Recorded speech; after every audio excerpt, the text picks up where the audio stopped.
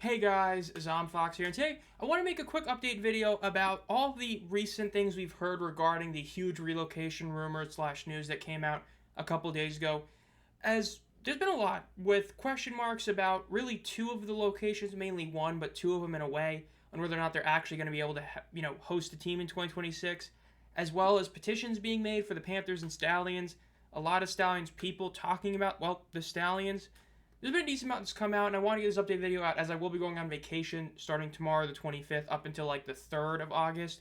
So if there's any more breaking news, I won't be able to make a full video on it, so I want to do this one. Now, the first things first is the Mike Mitchell stuff that he put out. Now, he ended up talking to a couple people, the spokesperson of the UFL, and stuff that he's heard from higher-ups. And what he said on the 22nd, the day everything came out, was a spokesperson for the UFL reached out and released a statement. The league office is in the planning stages for next season and beyond. At this point, we have nothing to report on any unauthorized speculation. This was a quote that we did here, and it was very much a weird one to use the term unauthorized speculation. And then yesterday on the 23rd, he said, for what it's worth, had two league sources up the ladder at Fox and Redbird inform me that nothing has been finalized for the 26th season. The whole situation has been described as fluid. The initial plan was to add two new teams, but the continued struggles of exited markets and the league's souring relationships with their venue partners has had some shift focus to exploring relocation options, which makes a lot of sense of what we're about to see from what James Larson said. First things first is Boise. There have been multiple people that have talked about Boise, are from Boise and all that, who have said that it does not look like it's going to happen. There was talks about 2027, not really 2026. And Larson has even said that there are potential options in both Oklahoma City and Tulsa, which a lot of people would be completely fine with. Those areas were really solid on TV ratings, despite not actually having a team. So Boise is a question mark. Now, they said there was one of the, 4 cities that was expected.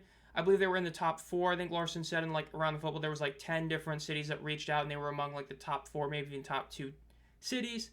But if it's not going to happen in 26, they're just trying to get that happen quickly. Might have to wait till 2027, which, again, spreads more, fuel on the fire about the whole theory with the Dragons, how they were going to be back this year, but the issues with the World Cup happening kind of screwed it over, which would make sense. You bring the Dragons back in 26, add a team in Boise in 27, boom, you got 2 teams in the West like that. Now, this is another part that's important to note with Lexington. Now, in an article Larson posted, he posted that it could be Louisville or Lexington, not just like his tweet said with Louisville. And then you had somebody from the Lexington Legends, who was somebody who's been pretty much contacted all the time by pro sports, said that he had never really been contacted whatsoever. And again, it looks like this is something that is not really going to happen. We have heard similar things, but the opposite way, of course, with the Breakers in New Orleans in the past. We have heard people say, hey, they have reached out to us. This is the exact opposite, which is not even surprising. So Lexington looks like it might be off the board, but Louisville obviously is the one that most people want to see. They have a better stadium for the UFL. Well, we'll see. Now, this is some update on why the UFL is going back to Orlando. Orlando is one of those markets that, number one, has been burned a ton, and number two, the last time it was there wasn't really a good one.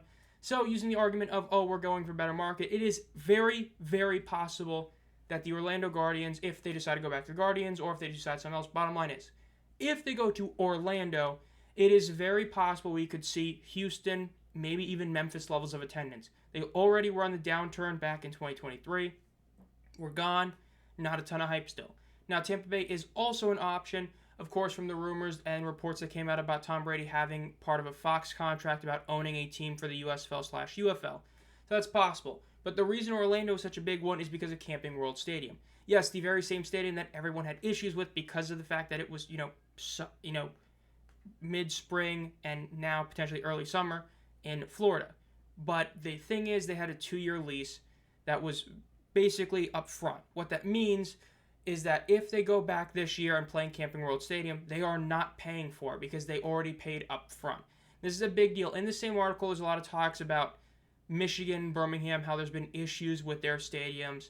But this really shows that because Michigan apparently was about $500,000, I believe it said, per game, meaning that in a season it was costing $2.5 million just to play there, which is insane. So when you have this as an option, yeah, it doesn't really look too bad. Now, the last part is, of course, Michigan and Birmingham. Now, this doesn't show everything. Another thing about Michigan is the only real option of a potential other stadium is EMU, but the issue is they have a great turf, which apparently the league executives just don't want, which you're saying you're fine with Boise is kind of weird. I get it, right? The blue turf is iconic now, whereas the gray one isn't. and does look worse, but the fact that you're leaving Michigan is pretty wild, and now there is, of course, 2 petitions. The Stallions one ended up coming out like yesterday or 2 days ago, and the Panthers one is new. Stallions one already hit over 1,000 signees at the time of recording this, and the Panthers is almost at 300. Speaking of Stallions, the mayor has said stuff that there was rumors, that they were surprised about the rumors, and that basically the mayor is saying they expect to keep him there. Birmingham was Fox's #1 UFL viewership market in the country. There's no question the team's been a source of pride for our city. Talks a lot about that, and of course Skip Holtz saying that he hasn't heard anything, and was kind of baffled about the stuff coming out. The one thing I will say about Skip Holtz and all that is that in the past, we have seen that players and coaches are not really informed whatsoever. Think back to the original merger, right? Guys like Mike Riley, like Bart Andrus, were essentially still doing what they would do in terms of building their rosters for the 2024 USFL season, only to just randomly find out, by the way, your team's not surviving, you're not going to be a coach anymore. Same with players. A lot of these people were finding out info from guys like James Larson and Mike Mitchell, so it is entirely plausible that this is happening once again with Skip Holtz and a lot of these other people. Again, the UFL has done a really piss-poor job when it comes to not just marketing, but also communication. So is it too shocking to hear the mayor say that he hasn't heard anything about this? Not at all. But there is some theories that does make sense because, of course, it's like the BJCC or whatever, basically the Birmingham City Council that has everything going on with the stadium, all that. There's been a lot of issues with them. That's the issue for Birmingham. Because the USFL, as I've talked about before, the USFL was based in the places they actually played in. Meaning that in year 1, the Stallions were based in Birmingham and played in Birmingham, so did all the other 7 teams. 2023, if there was a team in Michigan, they were based in Michigan, right? The Panthers were based in Michigan along with the Stars. Same thing with, like Houston and Memphis, in Memphis and Birmingham. And then now with Arlington and the UFL, it's back to the XFL idea, which is you only have one team actually based in their home market.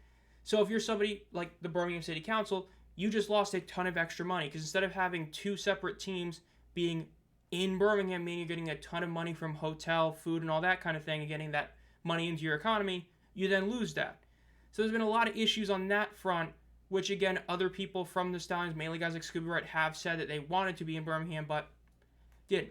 And, weren't. So it does make a lot of sense in that front, and it's really aggravating that the 2 markets that are 2 of the most important ones, let's call it like it is. In terms of the big 4 markets for the UFL, it is a big 4. It is the Battlehawks, obviously #1, DC, Michigan, and Birmingham. No shade to San Antonio there. They had great attendance, but the bottom line, when you combine TV ratings and attendance, even though the attendance for Birmingham has been disappointing, their TV ratings have been very solid year in and year out. They are really your big 4 markets, and you're losing 2 of them, mainly because of stadium issues, which is really aggravating, and again, shows a lot of issues with the league in terms of how it's viewed. Again, there's been a lot of talk about owners who would look at the numbers and then say they're out, which isn't surprising. You're not going to go buy a team unless you know it's profitable. League isn't marketing. A lot of issues. Create what we have now. But overall, that'll do it for this video. Let me know down below what your thoughts are on all this just random stuff that's come out. Make sure you subscribe to the channel with the bell turned on. Again, the next week and a little under a half, I will not be able to make any videos if it is, breaking news. I do have videos scheduled, so there will be videos that are planned that will come out, so be on the lookout for those. Think about becoming a community member, and as always, guys, have a great night.